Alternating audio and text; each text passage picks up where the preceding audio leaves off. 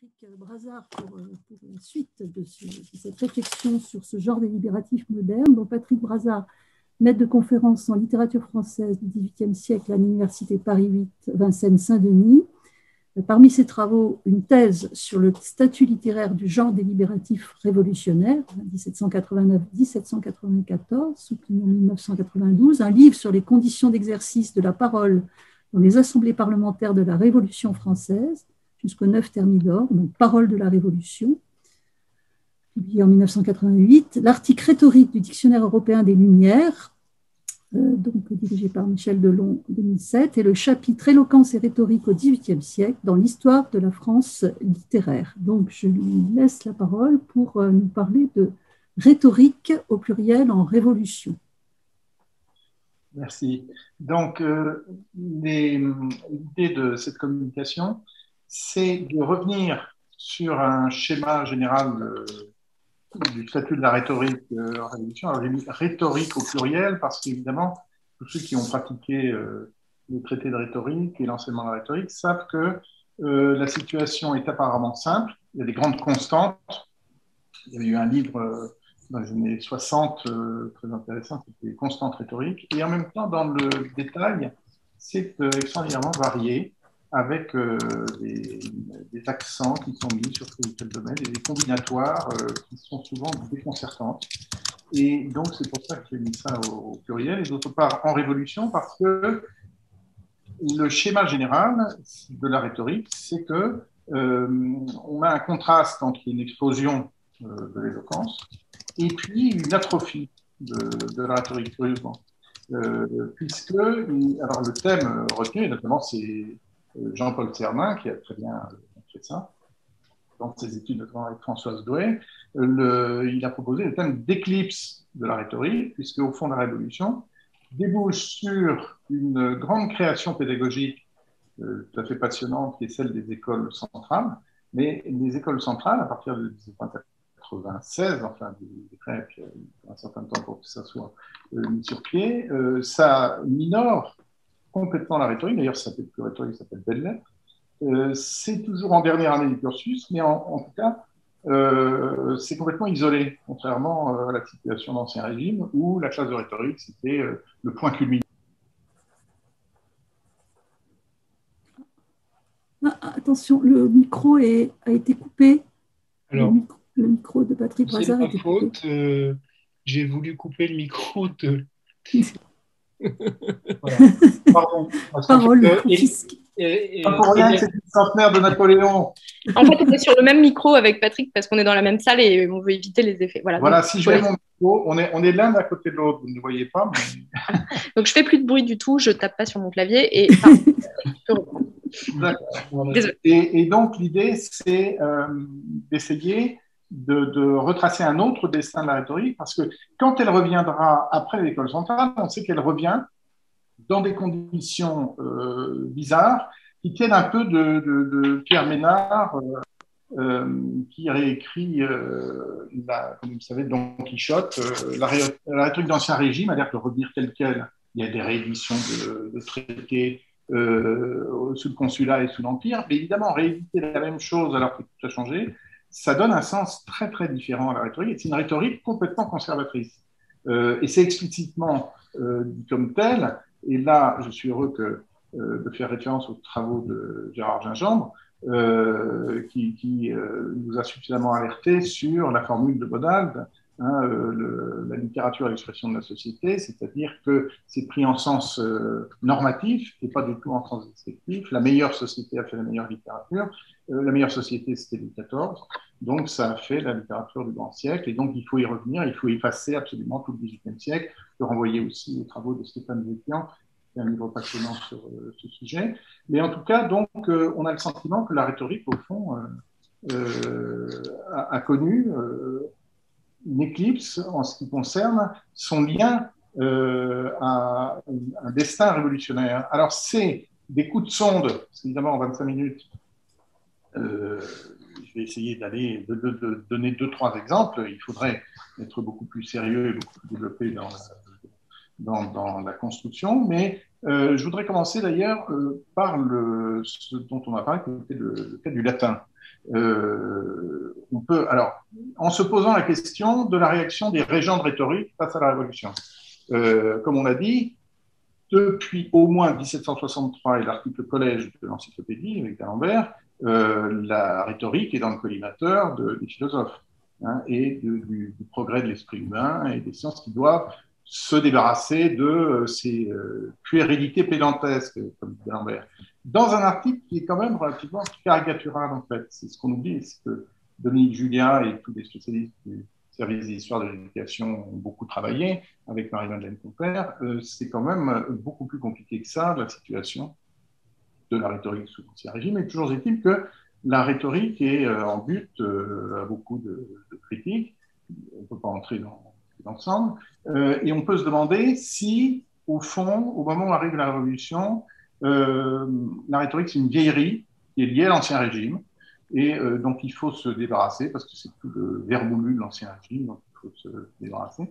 Et qu'est-ce qu'en pensent les régents de rhétorique? Alors, vous avez des régents comme l'abbé Proyard, qui était sous-principal du Collège Ligan, au moment même où il y avait comme élève un certain Maximilien Robespierre et un certain Camille Desmoulins. Et il se trouve que Proyard, en 1795, qui est un anti-philosophe, qui sera un contre-révolutionnaire, complotiste, qui fait un grand livre sur Louis XVI détrôné avant que d'être roi, plus tard, 1800. Proyard a fait un livre fameux sur, parmi les légendes noires de Robespierre, c'est la vie et les crimes de Maximilien Robespierre, 1795. Et il y a quelques pages sur le garnement qui était Maximilien Robespierre, qui avait des lectures louches, qui n'était pas un bon élève, parce que Proyard, qui est donc représentant de l'ancienne éducation, qui était la rhétorique au pinacle, et aussi quelqu'un qui est l'auteur d'un best-seller qui s'appelle L'écolier vertueux ou vie édifiante d'un écolier de l'Université de Paris, en 1772. Il y a eu la bagatelle de 76 rééditions ultérieures. Et c'est la vie de l'écolier de Décalogne, qui est un modèle de piété, etc. Alors ça, c'est une certaine orientation de la rhétorique qui doit mener normalement l'élève à une vie studieuse débouchant sur une piété exemplaire. Mais il y a une autre orientation, évidemment, de la rhétorique, qu'on a bien vu illustrée par l'exposé d'Hélène Parent. Et si vous prenez le tableau de Paris de Louis-Sébastien Mercier, il se moque de cette éducation rhétorique qui fait que des gens totalement inadaptés qui ne parlent que d'Athènes et de Rome, alors qu'on est dans une monarchie paisible où il n'y a pas de révolution démocratique. Oui, mais voilà que l'après-révolution et puis 1789, comme disait Hélène, ça revitalise, ça réactualise tout un ensemble de modèles, Brutus, Caton, etc. Et ça donne un tout autre sens. C'est pas pour faire des décalogues pieux et vertueux qu'on peut faire de la rhétorique, c'est pour au contraire avoir des modèles de dévouement civique et patriotique. Donc, est-ce qu'on trouve des exemples chez les régents de rhétorique? Alors, il y aurait toute une enquête à faire, notamment à partir du livre de Hein Dorstein sur le faubourg Saint-Marcel, puisque le faubourg Saint-Marcel comprenait le quartier de la montagne Sainte-Geneviève. Il y a eu énormément d'établissements d'enseignement. Et là, on a l'impression qu'il y a un certain nombre de régents de rhétorique qui se sont retrouvés secrétaires d'assemblées de sections. Mais bon, il faudrait une enquête plus précise. En tout cas, je vais vous donner un exemple d'une alliance possible de l'ancienne rhétorique avec la Révolution. C'est un discours qui a été tenu en 1790. Alors, c'est tout à fait étonnant. Je lis le titre. De recepta gallorum libertate oratio, praesentibus augustissimi galliarum conventus deputatus, orbis primare protecto, a Francisco Josefo Michaele Noel, literarum professor in collegio Ludovici Magni.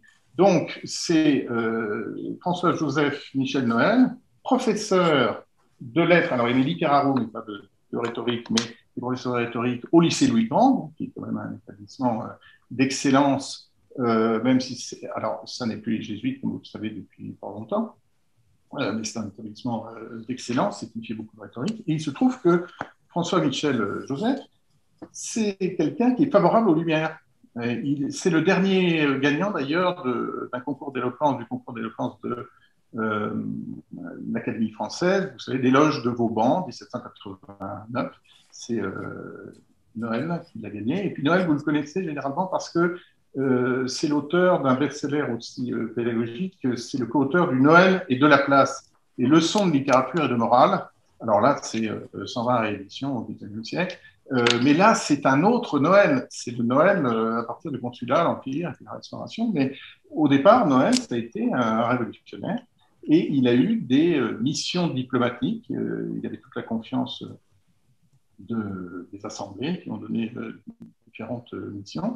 Donc, vous avez un cas où le plus traditionnel apparemment, qui est le latin, est mis au service de l'éloge, parce que c'est une distribution des prix, mais on fait l'éloge de la liberté, avoir recouvré la liberté. Alors vous me direz, bon, mon démonstration n'est pas extrêmement convaincante jusqu'ici, parce qu'on ne va pas entraîner les foules avec le latin. Et alors du coup, j'ai donné d'autres exemples qui sont des professeurs de rhétorique qui sont favorables à la Révolution. C'est par exemple des professeurs du collège de Nevers, c'est André Chervel qui a donné cet exemple-là, qui propose en 1792, ils ont une sorte d'affiche publicitaire pour leur enseignement, ils proposent une rhétorique rénovée. Évidemment, on ne va pas la garder comme c'était sous l'Ancien Régime, mais voilà ce qu'ils disent. Il est une branche de l'éducation ancienne devenue aujourd'hui indispensable par l'influence que doit nécessairement avoir le talent de la parole, dans une république où les orateurs traitent les sujets les plus importants à la félicité de chacun et au bonheur de tous. C'est la rhétorique. Donc, branche de l'éducation ancienne qu'on peut sauver. C'est pas, il y a des parties mortes, mais il y a des parties à garder, on peut sauver la rhétorique. Aussi conservera-t-elle son rang parmi les connaissances utiles que nous nous proposons d'enseigner, toutefois, après avoir subi dans sa méthode les élaguements qu'exige l'abrogation du privilège exclusif dont jouissait la langue latine. Donc, eux-mêmes reprennent le thème de l'abrogation de privilèges. Vous voyez que ces privilèges exclusifs, ils n'envisagent pas de se passer de latin. Ça fait un siècle qu'on fait ça à haute dose, donc c'est difficile de s'en débarrasser d'une minute à l'autre. Le tout, c'est qu'on va minorer cette place, on a entendu les critiques, et suivant une tendance d'ailleurs qui est celle de tout le siècle, alors c'est pas facile non plus de savoir qu'est-ce qui se faisait exactement dans l'enseignement rhétorique, mais on sait que la tendance, c'est de passer des traités de rhétorique en latin avec des exemples latins à des traités en français avec des exemples français, et puis c'est la tendance depuis la création, je crois que c'est 1747, au concours général d'une composition française, il y a quand même une place de plus en plus grande qui est prise par la langue courante. Et donc, alors, du coup, la rhétorique traditionnelle, si on peut dire, elle peut s'adapter à la situation révolutionnaire parce qu'elle a notamment des exercices qui, normalement, étaient faits pour préparer une petite minorité des élèves à devenir prédicateurs ou avocats, mais évidemment, tous les élèves des classes de rhétorique ne devenaient pas prédicateurs ou avocats. Mais il y avait des exercices pédagogiques pratiques, et parmi lesquels vous aviez le plaidoyer. Et là aussi, ça fait partie des surprises de la rhétorique quand on regarde en détail. Vous savez que les jésuites sont très associés au latin. Eh bien, dès 1716, vous trouvez, et pas chez n'importe quel jésuite, chez le père Leget, qui était professeur de rhétorique au Collège Louis-le-Grand pendant 30 ans, et qui a eu notamment le petit Voltaire, Tarouet, parmi ses élèves, qui l'a pas mal marqué. Et le père Leget faisait des plaidoyers, et tenez-vous bien, en français. On m'a su gré, juste un extrait d'un texte de Leget 1716, on m'a su bon gré d'avoir rétabli dans les études cet important exercice qui, depuis Quintilien, n'avait point été en usage. Bon, alors ça, c'est typique des traités de rhétorique, il faut immédiatement se méfier. Les traités de rhétorique font de la rhétorique. Qui dit que c'est Leget, alors Leget lui-même fait sa propre promotion, en disant que depuis Quintilien, personne ne l'avait fait. Bon, immédiatement, on se dit que c'est certainement faux et qu'on doit trouver de contre-exemples. Enfin, je continue. Et les applaudissements dont le public l'a souvent honoré raniment le soin de ceux qui sont en place pour le soutenir et le perfectionner. Alors là, ces précautions méthodologiques qu'il faut avoir, c'est qu'est-ce que c'était que ces plaidoyers, et c'est là où le travail de l'équipe de Grenoble rhétorique d'Ancien Régime jusqu'à la Révolution est tout à fait fondamental, sous la direction de Francis Goyer, et avec Anne Guibert, nous avions travaillé dans cette équipe, et c'est tout à fait passionnant, parce que si on regarde dans le détail, qu'est-ce que c'est que ces plaidoyers en français? Formidable, ça entraîne concrètement des prises de parole. Et quand vous regardez les exemples qui sont donnés par Leger en 1716, évidemment, on déchante un petit peu, plaidoyer dans le genre délibératif. Il s'agit de savoir lequel des peuples de France est le plus estimable, le Gascon, le Breton, le Normand, le Picard et le Parisien plaident pour leur nation tour à tour, et le juge prononce en faveur du dernier.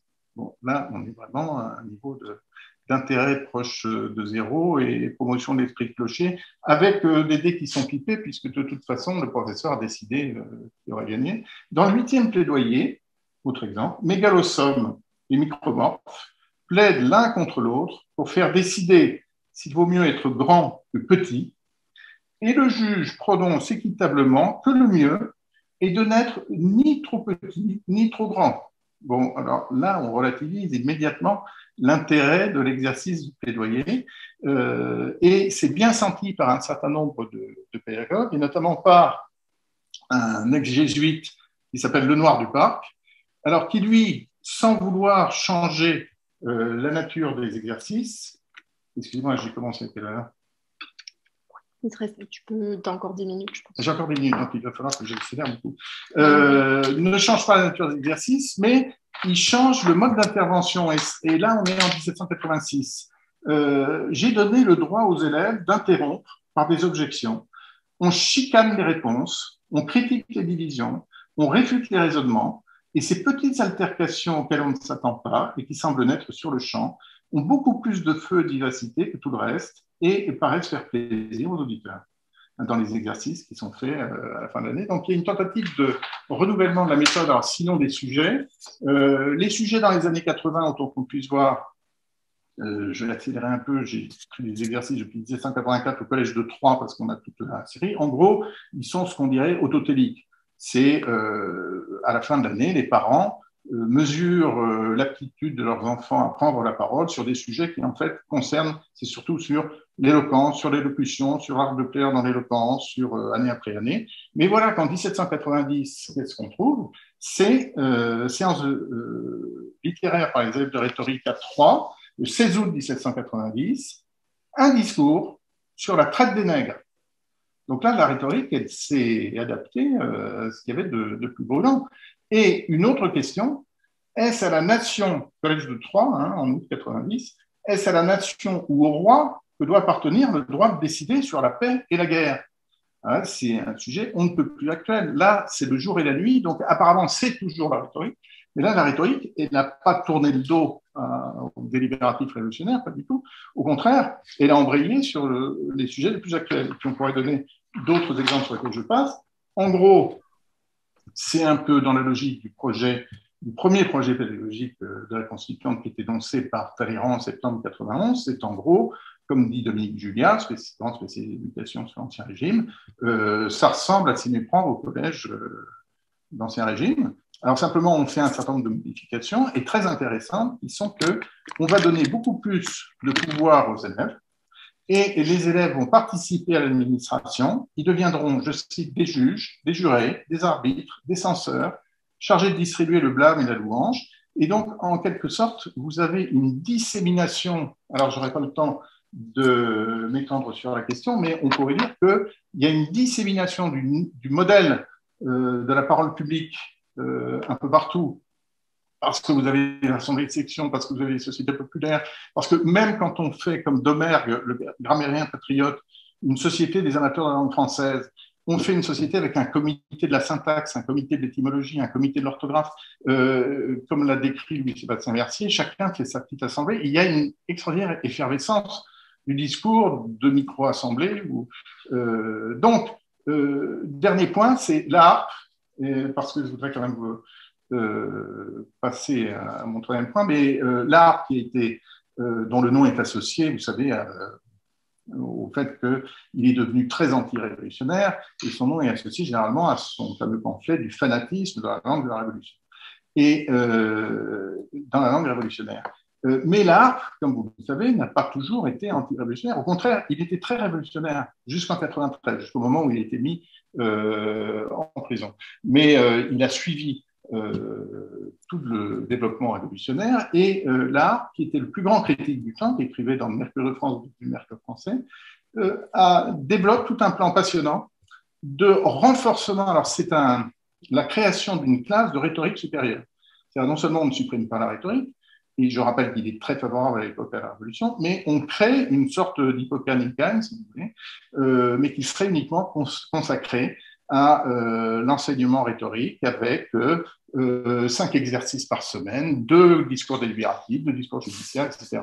Et tout ça en allant à l'Assemblée, en écoutant les grands orateurs, parce que pour la harpe, ça y est, on a le Démosthène français, on a un stock qui est en train de se faire, et Mirabeau, ça y est, il y est. Et on a même l'anthologie qui commence. C'est l'adresse sur l'envoi des troupes du 15 juillet 89, et puis c'est le discours sur la contribution du quart du 25 septembre 89. C'est les philippiques et c'est les caténaires, on les a. On peut y aller, on peut faire un... Bon, donc je n'insiste pas sur les questions. Alors, je passe sur un certain nombre de points, puisqu'il me reste 5 minutes, et c'est simplement pour prolonger l'enquête, le dernier grand colloque qu'il y avait eu sur l'éloquence révolutionnaire, c'était ma publication de 2002 par Jean-Paul Sermin et Éric Négrel, tout à fait passionnant. Et vous vous rappelez peut-être qu'à l'époque, on disait il y a au fond un seul traité de rhétorique qui a été écrit sous la Révolution, c'est celui de Joseph Droz,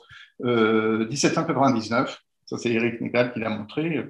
Généralement, on dit 1800, mais en fait, il est paru en 1799. Et Droz est enseigné dans une école centrale. Hein. Mais en fait, on a progressé, puisque 20 ans plus tard, dans le colloque qui succède à celui de Sarrebruck, je peux vous dire qu'il y a un autre traité de rhétorique extrêmement intéressant qui a été publié, mais il est passé inaperçu parce qu'il est situé à l'intérieur d'un autre texte. C'est alors un certain Théophile Mandar, M-A-N-D-A-R, qui en est l'auteur, et il est tout à fait passionnant. Alors, il est dans un essai sur les insurrections, qui est paru en janvier 93, en plein procès du roi, et en appendice à cet essai sur les insurrections, qui a été fait par, alors je prends une formule d'un historien plutôt hostile à la Révolution, qu'il a dénommé émeutier professionnel. Mandar est quelqu'un qui a participé au 20 juin, qui a participé au 10 août, qui était secrétaire, qui était vice-président de la section du Temple, extrêmement engagé dans le mouvement populaire. Et oui, ce n'était pas un député, ce n'était pas les assemblées nationales, c'était vraiment l'éloquence que Mercier appelle par exemple l'éloquence de Carrefour. Et il se trouve que ce traité est passionnant pour ça. Alors, c'est un appendice qui s'appelle « Essai sur la sorte d'éloquence la plus propre à servir utilement la cause de la liberté dans un gouvernement populaire », auquel on a joint quelques exemples, etc. Et vous avez 3 sections. Et c'est tout à fait passionnant parce que c'est à la fois, comme souvent les traités de rhétorique, vous avez le paradoxe le plus complet, qui est qu'on vous dit que pour être... on fait un traité de rhétorique tout en disant, il y a toujours un moment où on dit, de toute façon, la rhétorique, ça ne sert à rien. Il faut bien connaître son sujet, il faut être pénétré de son sujet, etc. Et puis après avoir dit ça, naturellement, on va démontrer le contraire et que ça ne suffit pas, parce que ça se saurait s'il suffisait de pénétrer de son sujet pour devenir un orateur éloquent. Et là, ce n'est pas toujours le cas. Mais c'est, en tout cas, l'intérêt de ce texte, c'est de donner à la fois une image, alors on croirait être déjà dans l'imagerie épico-romantique de l'orateur. Je vais vous donner, il me reste 3 minutes, donc je peux vous donner un extrait qui est quand même formidable. Un grand orateur paraît aux yeux de la multitude agitée, comme ces hautes montagnes dont la cime reçoit les rayons du soleil, alors que les vallées sont couvertes encore d'un épais nuage. Tel le cèdre dont les profondes racines touchent au fondement du monde, c'est l'orateur. Sa tête touche les nues, se balance avec majesté au-dessus des plus grands arbres, roi des forêts, il habite le nuage, et la foudre tombe à ses pieds sans l'abattre. Tel les non moins inébranlables s'élève un grand orateur. Il paraît, et déjà on l'écoute, il parle, et les cœurs les plus rebelles s'ouvrent aux accents de sa voix. Ses paroles sont des oracles, sa volonté est d'une lumière ajoutée à la lumière des sages. C'est le phare du peuple. Moi, je pourrais continuer comme ça et donner d'autres exemples. Alors, ça paraît absolument pas un traité d'éloquence, mais ça, c'est avant l'appendice, c'est dans l'essai sur les insurrections.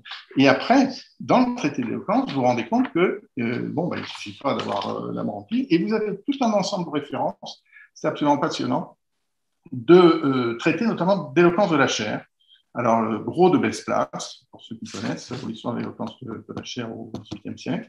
Et puis, bien sûr, référence à Démosthène et Cicéron, référence à Massillon, référence à l'essai sur l'éloquence de Cerruti, référence à tout ça. Et, au fond, il vous donne, alors, il y a le terme qui est à l'intérieur, c'est le laboratoire du sublime.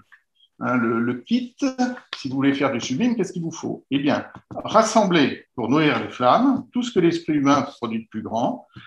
Et il s'agit de parler au peuple, hein, parce que je terminerai là-dessus.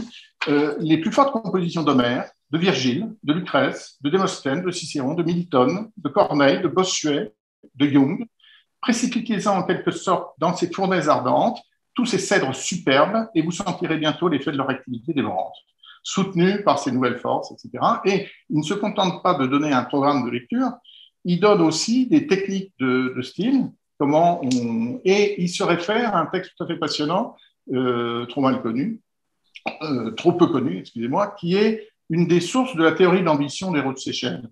Alors, il est connu par les spécialistes de Stendhal, qui savent que Stendhal s'est tout intéressé à ça, mais Hérault de Séchelles, dans cette théorie d'ambition, s'était beaucoup inspiré d'un certain Antoine de La Salle, qui avait publié en 1789 une mécanique morale, ou essai sur l'art de perfectionner et d'employer ses organes, et qui est une théorie de la charlatanerie. Très intéressant, évidemment, de la façon la plus morale qui soit. C'est-à-dire qu'il s'agit, dans la logique de l'associationnisme et du sensualisme, de savoir sur quelle pédale, en quelque sorte, comme on jouerait sur la pédale d'un piano, sur quelle touche d'un piano, sur quelle touche de l'esprit humain, du cerveau, quelle fibre du cerveau il faut actionner pour obtenir la persuasion. Et donc, vous avez toute une rhétorique argumentative tout à fait passionnante et tout à fait neuve, à laquelle renvoie implicitement Mandar. Et pas seulement implicitement, puisque toute sa théorie de l'exorde est donnée là-dessus. Alors, dire que c'est au peuple, pourquoi je dis que c'est destiné au peuple? Parce que la dernière section de ce traité d'éloquence, il me reste 30 secondes, c'est deux cas d'école. Alors, vous avez excusez-moi, je recherche la date exacte, c'est le discours du 12 mai 1790 que Mandar dit avoir tenu devant 1000 personnes dans une société patriotique. Et il vous explique quels étaient les enjeux, comment il est intervenu, comment il a retourné à ça, etc. Donc, vous avez un essai concret, sans parler du grand nombre de harangues que Mandar donne en exemple dans l'essai sur les insurrections, puisque c'est un traité d'éloquence qui est à un appendice, mais qui renvoie aussi à un texte politique qui précède. Et puis, il donne un autre exemple, c'est comment il est devenu le porte-parole de 22 000 ouvriers des ateliers de charité en juillet 1791, au moment où le maire de Paris, Bailly, a voulu supprimer du jour au lendemain les ateliers de charité. Donc, comment Mandar est devenu porte-parole, comment il a négocié avec Bailly, comment il est revenu négocier avec les ouvriers, tout à fait passionnant. Et puis, ça se conclut, après cet appendice, ça peut se conclure par un magistral discours sur le commerce et l'esclavage des nègres, qui est évidemment un plaidoyer pour l'abolition de la traite et pour la libération des esclaves noirs.